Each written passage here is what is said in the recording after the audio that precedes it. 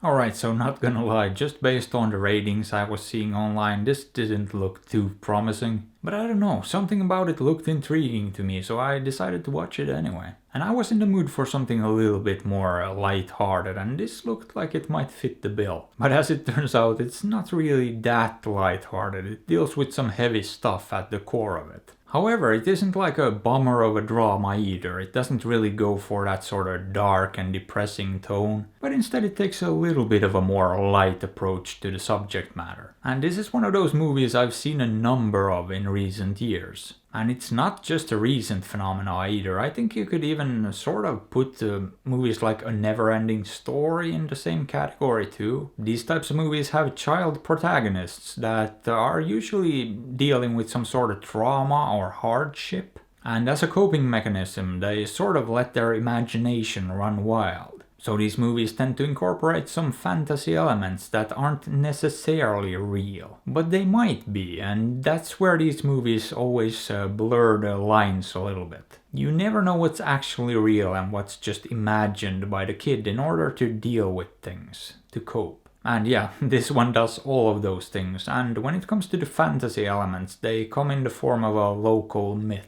or legend, or kind of a folklore type thing, as we follow this family that has recently moved into a small town. And the kids soon hear stories about the so-called waterman who supposedly lives in the woods nearby. Now, I'm not really gonna get into further details here, but things sort of go from there. There's of course a little adventure involved, and you know, this one does the typical stuff you'd expect. But I feel like that's pretty much all it does too, and it plays it pretty safe as well. It doesn't really go nuts with all the fantasy stuff, keeps it sort of low-key. And I feel like movies such as A Monster Calls or I Kill Giants just were a bit more creative with it. But not only that, they were honestly just more compelling too, I feel like. And in comparison, this one just came across as a little bit vanilla, a bit bland. Now with that being said, I also have to admit that it's not a terrible movie. It's fairly well made all around, especially when it comes to the overall look and feel of the movie. It's a quality production and the people involved clearly knew what they were doing.